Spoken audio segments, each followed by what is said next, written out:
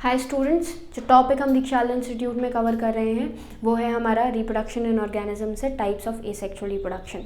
तो types of asexual reproduction में अब जो टॉपिक हमें शुरू करना है वो है स्पोर फॉर्मेशन। टाइप्स ऑफ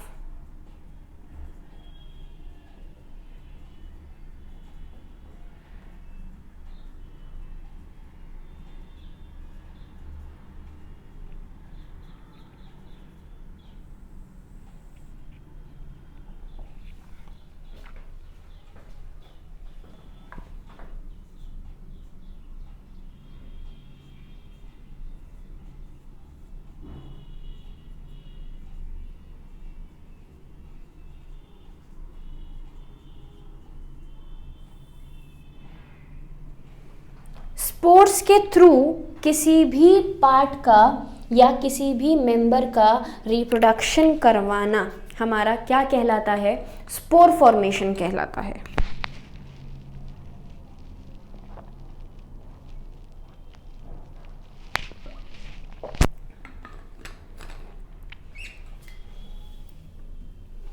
मतलब क्या है? मतलब ये है कि जब भी हमारी बॉडी में कोई भी स्पोर्स मतलब कोई एक सिंगल यूनिट का मतलब एक minute single cell thin propagules का फॉर्मेशन हो और उसी का इस्तेमाल करके उसी की हेल्प से हम एक नया इंडिविजुअल बना लें, वही प्रोसेस हमारा क्या कहलाता है? स्पोर फॉर्मेशन कहलाता है। अब सबसे पहले या इस स्पोर फॉर्मेशन को हम स्पोर्युलेशन भी कहते हैं। डेफिनेशन क्या है? Spores are minute single cell thin और थिक वर्ल्ड प्रोपेग्यूल्स। मैं लिख देती हूँ यहाँ पे, स्पोर्स आर सिंगल सेल्ड है, इसके साथ साथ या तो थिन होते हैं या फिर थिक। सिंगल सेल्ड, दूसरा क्या बोला? आइदर थिन और थिक, थिन और थिक प्रोपेग्यूल्स।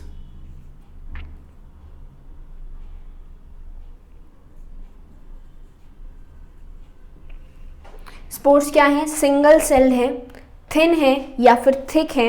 सिंपल बात करें, छोटे माइन्यूट भी हैं। माइन्यूट मतलब बहुत ही छोटे, माइन्यूट। यही स्ट्रक्चर्स, माइन्यूट स्ट्रक्चर्स क्या कहलाते हैं? आपके स्पोर्स कहलाते हैं। स्पोर फॉर्मेशन को हम स्पोर्युलेशन के नाम से भी जानते हैं।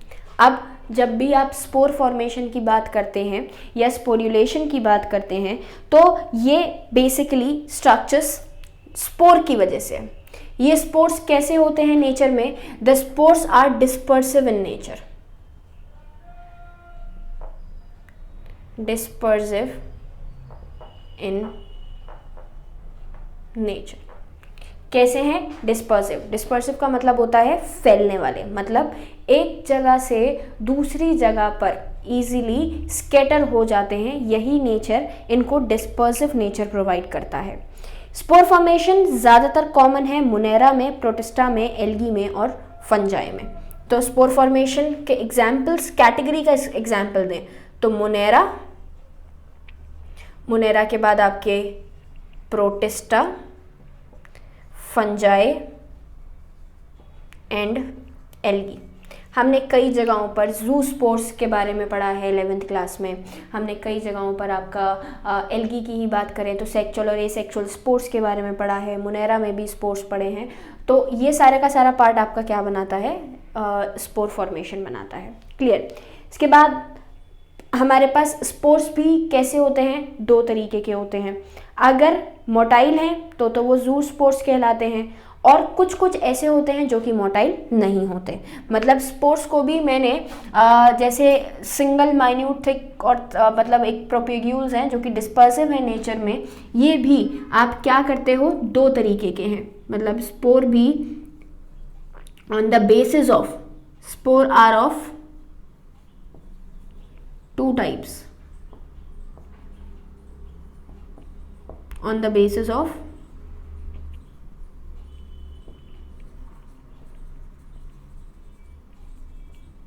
motility. If motile then will be called as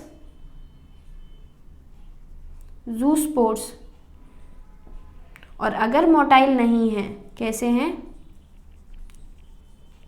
non motile, तो वो कंडीशन हमारी क्या कहलाती है, वो कंडीशन हमारी कहलाती है या तो स्पोरेंजियोस्पोर्स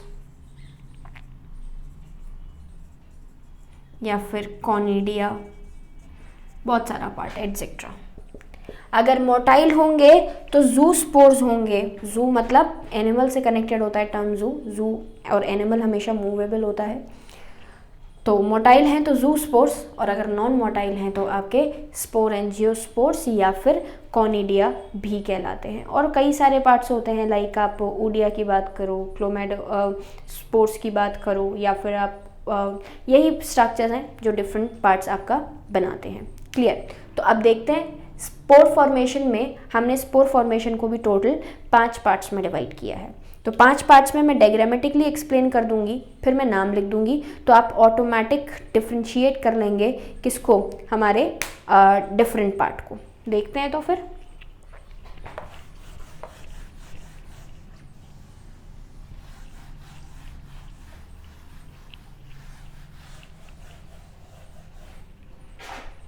सबसे पहले हैं जूस्पोर्स, फिर बनाऊंगी कॉनिडियोस्पोर, फिर क्लेमाइडोस्पोर्स, फिर हमारे ऊडिया बनाएंगे, और ऊडिया के बाद हम स्पोरेंजियोस्पोर्स का फॉर्मेशन करेंगे। तो देखते हैं, सबसे पहले है मेरे पास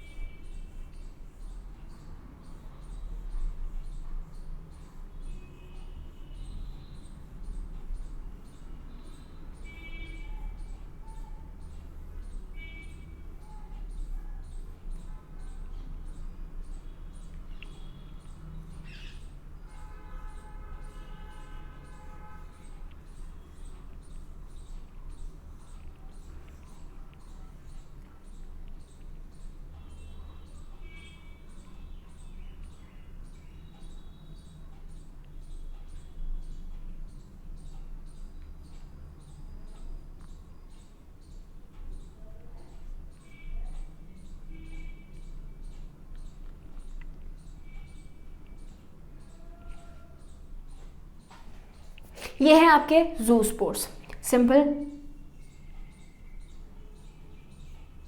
ये जूस्पोर्स हैं।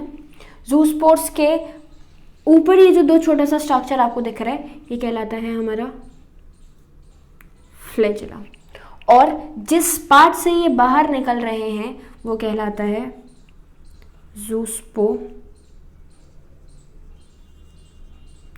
जूस्पोरेंजिया। मैंने आप लोगों को एक सेक लाइक स्ट्रक्चर बनाया जिसको हम आपका जूस्पोरेंजिया कहते हैं। ये जूस्पोरेंजिया में आपके डिफरेंट पार्ट्स हैं, भाई न्यूक्लियस भी देखने को मिलेगा, मार्क कर देती हूँ, फ्लैजेला मार्क कर दिया है, तो न्यूक्लियस के साथ साथ आपका क्लोरोप्लास्ट भी इनमें प्रेजेंट होता है बहुत सारी जगहों पर। ठीक है, ये जूस्पोरेंजिया हमारा क्या है, पेरेंट बॉडी।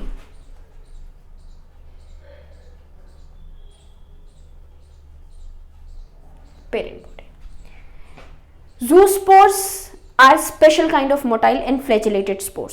स्पेशल काइंड मतलब एक स्पेशल तरीके के मोटाइल और फ्लैजिलेटेड, फ्लैजिला प्रेजेंट है, फ्लैजिलेटेड स्पोर्स है, जो कि जूस्पोरेंजिया के अंदर बनते हैं, एंडोजिनस है। कहाँ बनते हैं, जूस्पोरेंजिया के अंदर। यहाँ पर ये जो आपके सेल्स हैं ये ज़्यादातर नेकेड होते हैं। नेकेड का मतलब क्या है, इनके ऊपर किसकी प्रेजेंस नहीं होती, सेल वॉल की प्रेजेंस नहीं होती। क्लियर। फ्लैजिला की वजह से ही ये जूस्पोर्स कहलाते हैं, क्योंकि फ्लैजिला इनको एक मोटिलिटी प्रोवाइड करता है, मतलब दे आर मोटाइल। तो इफ दे आर मोटाइल, तो मोटाइल का मतलब क्या हुआ, मोटाइल का मतलब हुआ they can move from one place to another because of what, because of the presence of flagella. Flagella की वजह से ही ये एक जगह से दूसरी जगह पे इजीली क्या कर पाते हैं, मूव कर पाते हैं। क्लियर। तो मोटिलिटी किसने दी? मोटिलिटी दी हमारे फ्लैजिला ने। अब मैं अगर बोलूँ कि the flagella helps to swim in aquatic habitat, food के लिए, रिप्रोडक्शन के लिए, तो ये कोई गलत नहीं है। जो रिप्रोडक्शन है ज़ूस्पोर्स के थ्रू, ये कुछ लोअर फंजाइज में होता है जैसे फाइकोमाइसिटीज वगैरह में, और कुछ एल्गी में भी होता है। एग्जाम्पल अगर दें तो फंजाई है,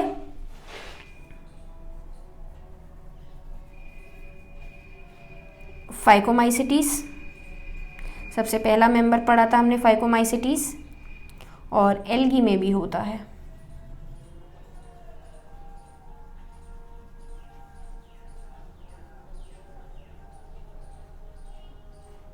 क्लेमाइडोमोनास। तो फिर से समझ लेते हैं मैंने आप लोगों को क्या क्या बोला। मैंने आप लोगों को सबसे पहले बोला zoospores are the motile spores, nucleus chloroplast, because of presence of flagella they can move, या फिर एक्वेटिक लाइफ में ये इजीली एक जगह से दूसरी जगह पर क्या कर जाते हैं, मूव कर जाते हैं, और इसी मूवमेंट की वजह से ये ज़ूस्पोर्स कहलाए जाते हैं। क्या कहते हैं इनको? हम ज़ूस्पोर्स कहते हैं। मतलब वो स्पोर्स जो कि हमारी बॉडी में एक जगह से दूसरी जगह पर, मतलब बॉडी नहीं, मतलब एक जगह आपका सिंपल किसी भी एक्वेटिक लाइफ में मूवमेंट को शो करते हैं, तो वही क्या कहलाता है, हमारा ज़ूस्पोर्स कहलाते हैं। क्लियर? सेकंड है हमारे पास कॉनिडिया। पहले डायग्राम बनाती हूँ, फिर रीड करके बताऊँ, मतलब एक्सप्लेन करूँगी कि क्या है। Second, conidia.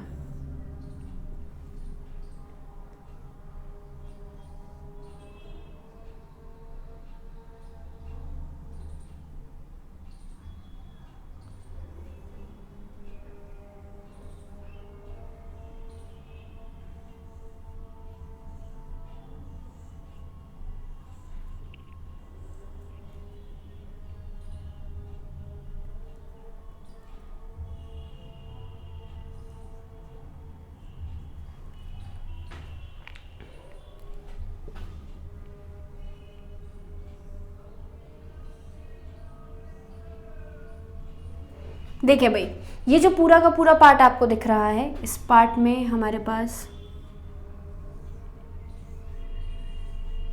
ये होते हैं कॉनिडिया, ये होते हैं आपके जैसे ज़ूस्पोरेंजिया, ऐसे ही यहाँ पे ये होते हैं हमारे कॉनिडियोस्पोर।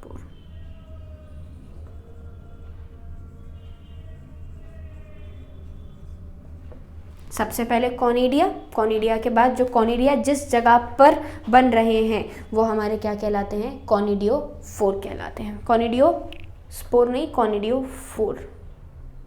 स्पोर का मतलब तो यही हो जाएगा। क्लियर? तो कॉनिडिया का क्या मतलब है? कॉनिडिया का मतलब है हमारी बॉडी के ऊपर ज़्यादातर पेनिसिलियम, एग्जाम्पल पेनिसिलियम। पेनिसिलियम भाई कहाँ का मेंबर था? एस्कोमाइसिटीज का।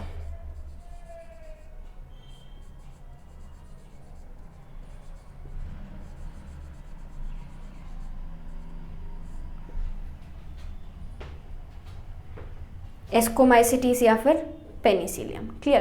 तो जब भी आप कॉनिडिया की बात करते हैं तो कॉनिडिया हमारे एक पहली चीज़ तो फाइकोमाइसिटीज एस्कोमाइसिटीज में पेनिसिलियम के अंदर देखने को मिलते हैं।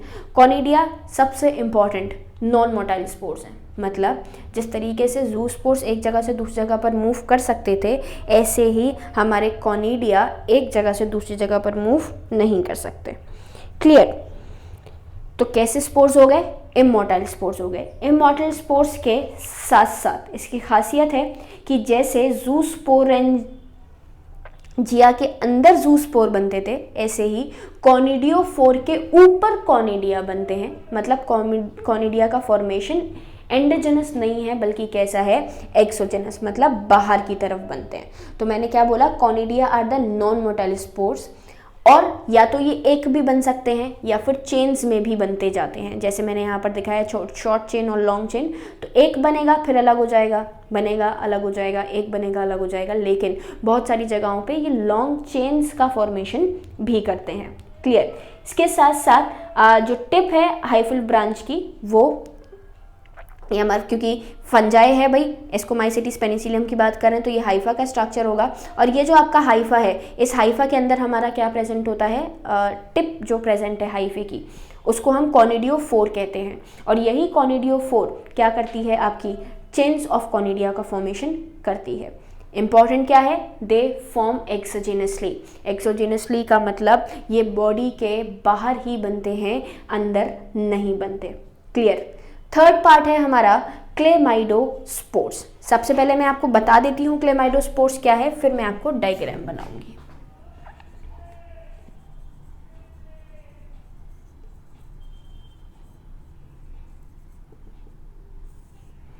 देखिए भाई, क्लेमाइडोस्पोर्स की जब आप बात करते हैं तो स्पोर है वही माइन्यूट सेल होगा, लेकिन खासियत क्या है, पहली चीज तो थिक वॉल्ड स्पोर्स होते हैं और डायरेक्ट हाइफा से बनते हैं।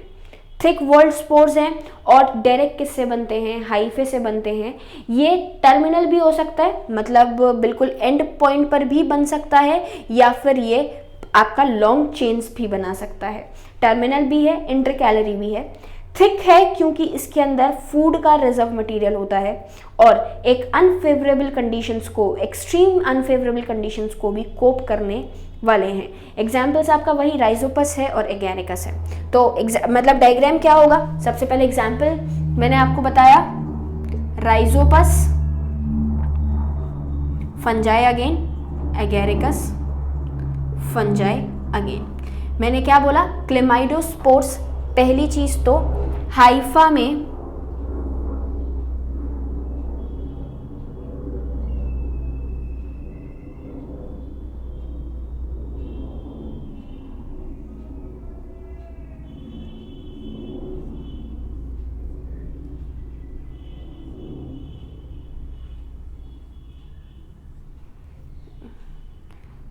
ये आपके क्या हैं,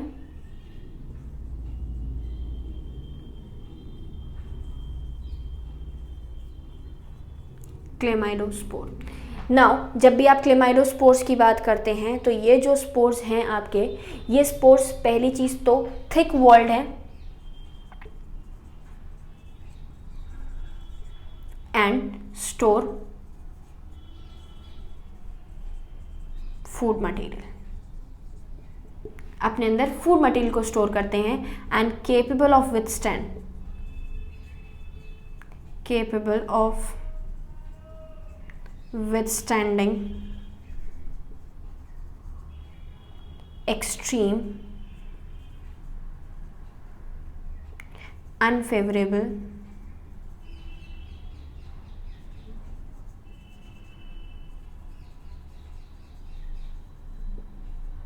कंडीशंस। क्या करता है, आपके अनफेवरेबल कंडीशंस को विथस्टैंड करने के लिए केपेबल होता है। क्लियर। तो जब भी आप क्लेमाइडोस्पोर्स की बात करते हैं तो ये क्लेमाइडोस्पोर्स आपके किस में मिलते हैं, ये क्लेमाइडोस्पोर्स आपको मिलते हैं आपके राइजोपस में और एगैरिकस में। फोर्थ पार्ट है हमारे पास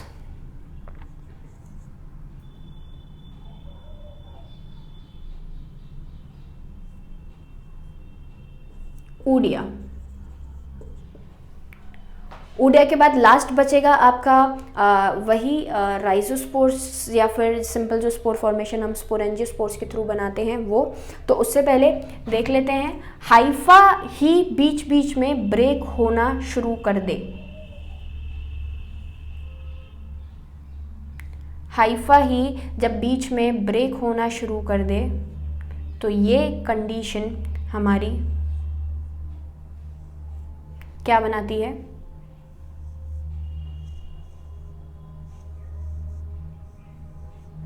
ब्रेक हो गए टूट जाएगा, हाइफे ब्रेक होगा और टूट जाएगा, क्या कहलाता है, ऊडिया बनाता है। मैं आपको बताती हूँ ये आगे, एक डायग्राम और बना देते हैं लास्ट इसका स्पोरेंजियोस्पोर का। तो बहुत ही इजी सा डायग्राम है जो हम बहुत जगहों पर पढ़ते हुए आ रहे हैं। कैसे, चले देख लेते हैं। पहले ऊडिया समझ लेते हैं, फिर मैं इस डायग्राम को रेज करके फिर समझाती हूँ आपको। ऊडिया की बात करें तो ऊडिया कुछ फंजाई जैसे वही एगैरिकस में ही ज़्यादातर होता है। हाइफा ब्रेक होता जाएगा न्यूमरस सेगमेंट्स में और स्मॉल थिन वॉल्ड फ्रेगमेंट्स होते हैं, इनको हम ऊडिया ही कहते हैं। और जहाँ पर भी फेवरेबल कंडीशन देखेगा वहाँ पर जहाँ भी गिरा, और फेवरेबल कंडीशंस में वही हैं आपकी सिंपल बात करें तो न्यूट्रिशन प्रॉपर तरीके से मिल रहा है या फिर नहीं, तो उस न्यूट्रिशन को कंज्यूम करके उस न्यूट्रिशन को लेके एक नया मेंबर जो है वो ग्रो करवा देते हैं। एग्जाम्पल क्या लिखा मैंने, एग्जाम्पल लिखा आपका एगेरिकस।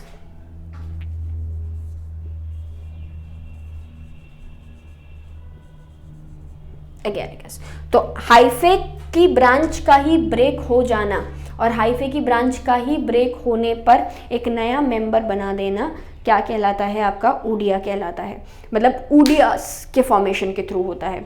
ऊडिया जो है बडिंग के थ्रू भी मल्टीप्लाई करता है और हमेशा एक सॉलिड सबस्ट्रेटम से ही ये हाइफा जो है वो अटैच्ड होता है। क्लियर। इसी में हमने 4 पार्ट्स पढ़ लिए। सबसे पहले ज़ूस्पोर्स पढ़े, मोटाइल स्पोर्स, कॉनिडियोस्पोर्स पढ़े, इमोटाइल स्पोर्स।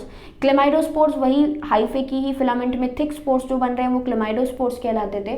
और ऊडिया की बात करें तो हाइफे की ही ब्रेकिंग हमारी क्या बनाती है, ऊडिया बनाती है, जो कि किस में देखने को मिलती है, हमें एगेरिकस में देखने को मिलती है। क्लियर। एग्जाम्पल ज़ूस्पोर्स का फाइकोमाइसिटीज और एल्गी क्लेमाइडोमोनास है।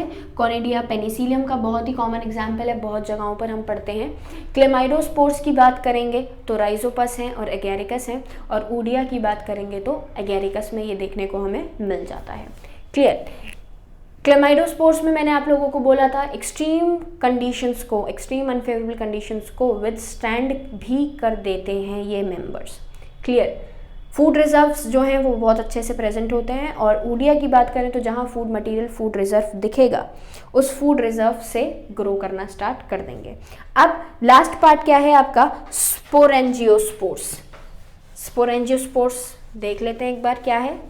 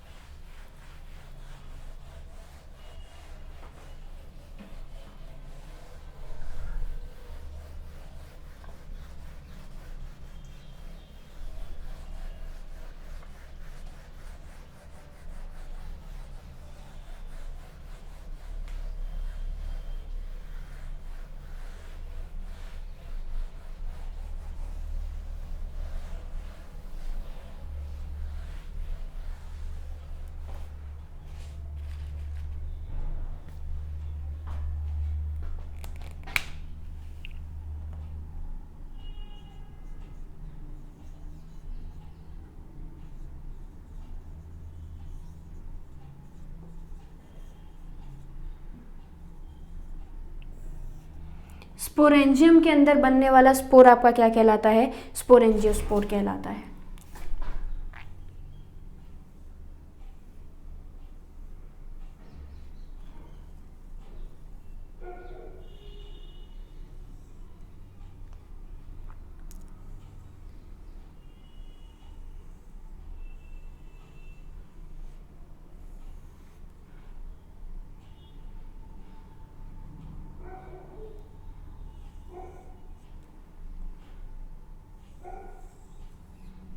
ये देखेंगे, ये सिंपल काइंड मतलब स्पोरेंजियोस्पोर को स्पोरेंजियोस्पोर क्यों कहा गया है, तो बिकॉज ऑफ स्पोरेंजियम। मैं डिवीजन देती जा रही हूँ, यही वो पार्ट है, इसको ब्रेक करके दिखा देते हैं थोड़ा सा, ताकि जब ब्रेकिंग स्पोरेंजियोस्पोर्स बाहर आए तो वो क्लियरली दिखे।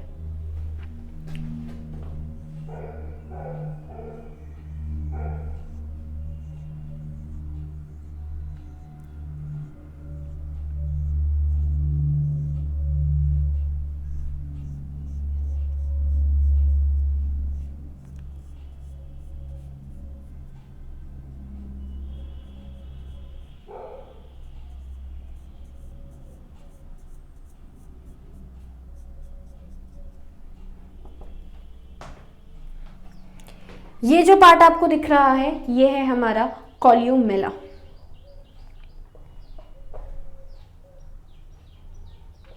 कॉल्यूमेला, कॉल्यूमेला से कनेक्टेड, भाई स्पोरेंजियोस्पोर की बात कर रहे हैं तो स्पोरेंजियोस्पोर कहाँ से निकलेगा, स्पोरेंजियोफोर से निकलेगा। तो this is your sporangiophore.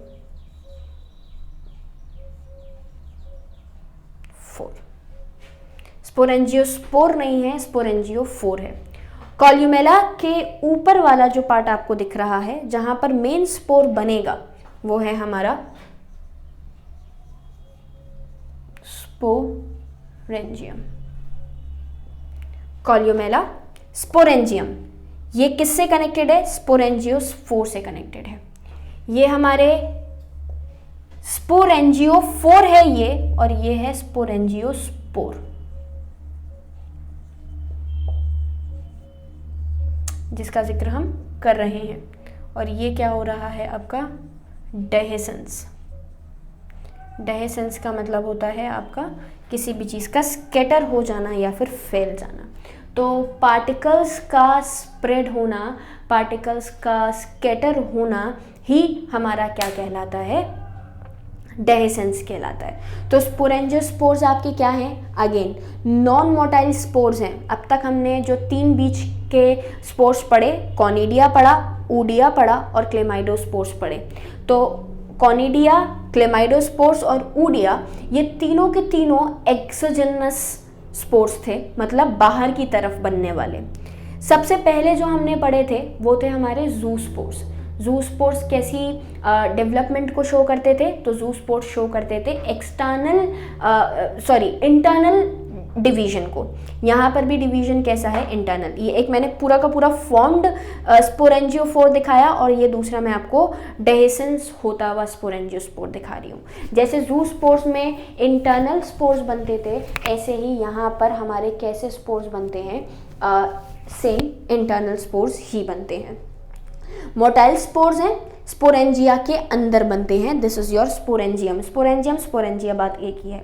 Sporangia को हम और क्या कहते हैं? स्पोरेंजियोस्पोर्स को हम और क्या कहते हैं? एंडोस्पोर्स। क्यों? Because they form inside the sporangia. Sporangia के अंदर बनने की वजह से, अंदर बनने की रीजन की वजह से ये स्पोरेंजियोस्पोर्स आपके एंडोस्पोर्स भी कहलाते हैं। ये ज़्यादातर एयर करंट्स के थ्रू, मतलब हवा के बहाव के साथ एक जगह से दूसरी जगह पर मूव कर जाते हैं। और हवा के बहाव के साथ एक जगह से दूसरी जगह पर मूव करने पर हमारे ये जो सेल्स हैं, ये अब जहाँ भी फेवरेबल कंडीशन मिलेगी, जहाँ पर भी सबस्ट्रेटम मिलेगा, वहाँ पर ये ग्रो करके माइसीलियम ग्रो कर वही माइसीलियम ग्रो करेंगे। और माइसीलियम ग्रो करने पर वो माइसीलियम वापस से इसी तरीके का स्ट्रक्चर फॉर्म करके और क्या बना देगा आपका? अगेन वही एक नया मेंबर बना देगा। एग्जाम्पल क्या है? एग्जाम्पल हमने आपका फंजाई में बहुत ज़्यादा पढ़ा है स्पोरेंजियोस्पोर्स के बारे में, तो फिर से मैं बोल देती हूँ, राइजोपस एंड म्यूकर। एक तो है आपका राइजोपस और दूसरा है आपका म्यूकर। तो सबसे पहले हमने इस क्लास में 2 चीज़ें देखी।